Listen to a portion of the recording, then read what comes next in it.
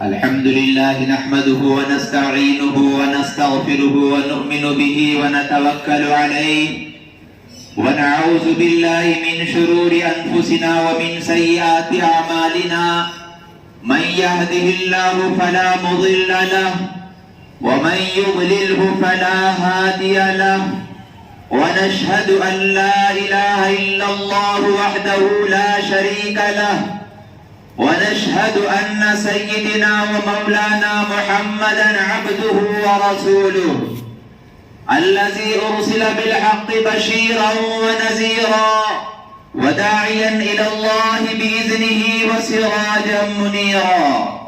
أما بعد، معزز اساتذہ کرام، عزیز طلبہ، آج 78واں یوم آزادی کا دن ہے. پورے ہندوستان کے اندر آج خوشی مناتے ہیں، خوشیوں کے گیت گاتے ہیں، جھنڈا لہرایا جاتا ہے. آج آزادی کا دن مناتے ہیں. یہ آزادی ہمیں کیا ایسے ہی مل گئی؟ نہیں، بلکہ اس آزادی کے لیے بہت ساری قربانیوں کو دینا پڑا. اس ملک ہندوستان کو آزاد کرنے کے لیے مسلمانوں نے اپنی جانوں کو قربان کیا. مسلمانوں نے اس ہندوستان کی آزادی کے لیے اپنے خون سے اس زمین کو سیراب کیا، اپنے مالوں کو قربان کیا، جیلوں کی سزا کاٹی، انگریزوں کے گولیوں سے اپنے سینوں کو بوچھاڑ کیا، بہت ساری قربانیاں دی. اس کے بعد یہ ہندوستان آزاد ہوا. عزیز طلبہ، یہ ہندوستان غلامی کے جنگل میں کیسے پھنسا؟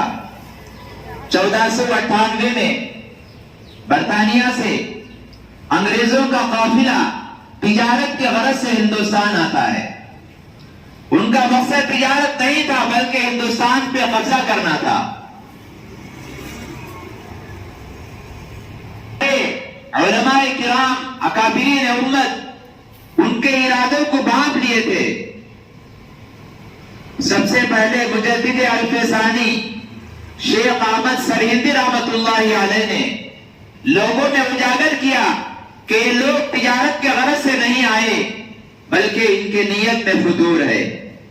شاہ ولی اللہ محدث دہلوی رحمت اللہ علیہ نے لوگوں میں عام کیا کہ ان کے نیت میں فجور ہے، ان کا مقصد تجارت نہیں بلکہ ہندوستان پہ قبضہ کرنا ہے. 1901 میں انگریزوں نے اپنے ارادوں کا لوگوں کے سامنے چرچا شروع کر دیا. 1707 میں اورنگزیب عالمگیر رحمت اللہ علیہ کے وفات کے بعد ان لوگوں کی ہمت بلند ہو گئی انگریزوں کی، اور اپنا کام، اپنا مشن آگے بڑھا دیا.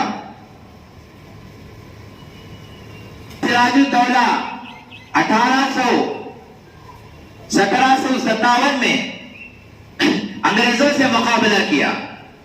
2 مرتبہ انگریزوں کو شکست دی. تیسری مرتبہ اپنوں کی غداری کے بنا پر نواب سراج الدولہ کا وزیر میر جعفر نے غداری کیا، دھوکہ دیا. اس دھوکے کے بنا پر نواب سراج الدولہ کو انگریزوں نے شہید کر دیا. تو نواب سراج الدولہ ہندوستان کی آزادی کے لیے اپنے جان کو قربان کیا. اسی طرح 1799 میں سلطان ٹیپو رحمت اللہ علیہ انگریزوں کے لیے اس ملک کے اندر اپنا قبضہ جمانے کے لیے حضرت سلطان ٹیپو ایک پہاڑ کی طرح بنے ہوئے تھے، ایک آہنی دیوار بن کر ان کے مقابلے میں کھڑے تھے. لیکن یہاں بھی اپنوں کے غداری نے نقصان پہنچایا. میر صادق نے ان سے غداری کی.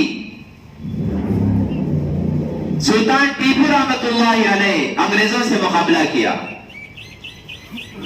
آپ ایک تہجد گزار جوانمرد بہادر تھے. انگریز ان سے ڈرتے تھے، ان سے مقابلے کے لیے ان کے اندر ہمت نہیں تھی. جب میر صادق نے دھوکہ دیا تو دھوکے سے سلطان ٹیپو رحمت اللہ علیہ کو انہوں نے شہید کیا. حضرت سلطان ٹیپو رحمت اللہ علیہ نے غلامی سے شہید ہونا ترجیح دی. آپ نے ان کے سامنے کہا شیر کی ایک دن کی زندگی گیدڑ کی 100 سالہ زندگی سے بہتر ہے. آپ نے کہتے ہوئے اپنے آپ کو اس ملک کی آزادی کے لیے قربان کر دیا. انگریز جسے اتنا ڈرتا تھا جب یہ شہید ہو گئے تو بھی کوئی قریب آنے کی ہمت نہیں کیا.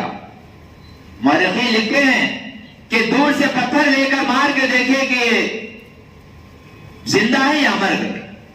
جب ان کو پورا اطمینان ہو گیا کہ شہید ہو گئے اس وقت لاش کے قریب میں آئے. یا کتنا رعب دبدبا حضرت سلطان ٹیپو کا ان لوگوں کے دلوں میں اللہ نے ڈالا تھا. جب یہ شہید ہو گئے تو ان کے لیے جو آر تھا وہ ختم ہو گیا. اس وقت انگریزوں نے اعلان کیا خلق خدا کی ہے، حکومت بادشاہ کی ہے، سلطنت بادشاہ کی ہے، حکمرانی کمپنی کی ہے، ایسٹ انڈیا کمپنی کی ہے. یعنی سلطان ٹیپو کے شہادت کے بعد اس کے اندر ہمت، ان لوگوں میں اتنی ہمت آ گئی، اب اعلان کر دیا اب ہماری حکومت ہے. اب وہ دور ایسا تھا کوئی بھی کچھ سرگوشی بھی کرتا تو اسے بند کر دیتے تھے. اس وقت میں بات کرنا بھی آزادی کی جرم تھی. ایسے موقع پر کرام ڈٹ کے سامنے آتے ہیں اور لوگوں میں آزادی کی چرچا شروع کرتے ہیں.